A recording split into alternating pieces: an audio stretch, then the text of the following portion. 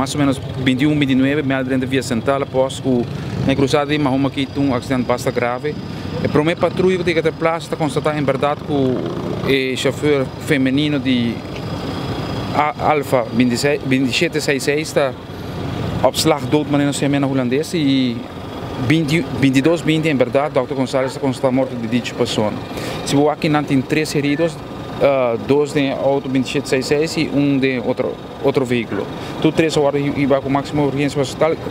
tu 12 horas e vai com máxima urgência ao hospital e Dr. Gonçalves aqui vai começar a constatar a morte de senhor.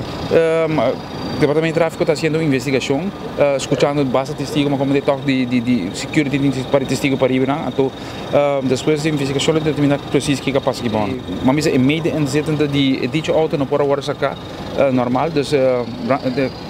personeel de brandweer met een korte auto de tal maneira que pode sacar e ser masculino voor de auto. Cabe papi com o personeel de ambulância não por determinar ainda a situação de ambos com a bike e a ambulância Baiando agora está tratando não dus dia exportar na loja feedback preciso que está na loja mirando que o que nós chamamos em holandês dodelijk afloop par de horas seguro lo que será mirando o impacto e onde a auto não vai parar quase seguro velocidade